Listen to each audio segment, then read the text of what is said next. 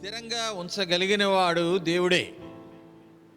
అందుకనే కీర్తనల గ్రంథం 37:23లో చూసినట్లయితే, ఒకని నడత యెహోవా చేతనే స్థిరపరచబడును, వాని ప్రవర్తన చూచి ఆయన ఆనందించును అంటున్నాడు. మన నడతను స్థిరపరిచేవాడు, మన ప్రవర్తనను స్థిరపరిచేవాడు. అలాగూ స్థిరంగా ఉన్నప్పుడు మనలను చూచి ఆనందించేవాడు అందరికంటే ముఖ్యంగా మన ప్రభువే. కనుకనే స్థిరపరిచే దేవుని యొద్దకే మనం చేరవలసిన వారంగా ఉన్నాం. 51వ కీర్తన 10వ వచనంలో కూడా చూసినట్లయితే, దేవా నాయందు శుద్ధ హృదయము కలుగు చేయము, మన అంతరంగములో స్థిరమైన మనస్సు నూతనముగా పుట్టించుము అంటున్నాడు. కనుక మన అంతరంగములో రావాలి, మన మనసులో రావాలి స్థిరత అనేది. ఆ యొక్క స్థిరతను కలుగు చేసేవాడు దేవుడే అయి ఉన్నాడు.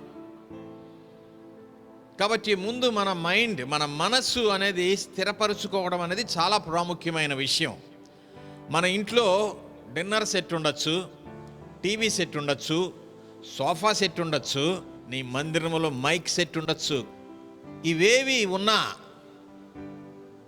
నీ మైండ్ సెట్ సరిగా లేకపోతే నీవు ఎక్కడ కూడా సెట్ కాలేవు.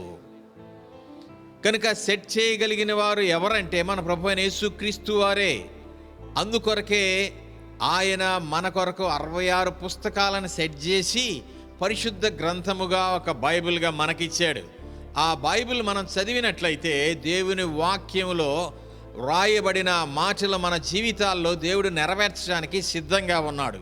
కనుకనే దానిని చదివి మన యొక్క మైండ్ సెట్ సరిచేసుకొని మన యొక్క జీవితం ప్రతి దానిలో కూడా స్థిరంగా ఉండునట్లుగా ప్రభువుకి మనల్ని మనం అప్పగించుకున్నట్లయితే ప్రభువే మనల్ని స్థిరపరిచి బలపరిచేవాడుగా ఉన్నాడని ఈ సమయంలో మనం జ్ఞాపకం చేసుకుందాం.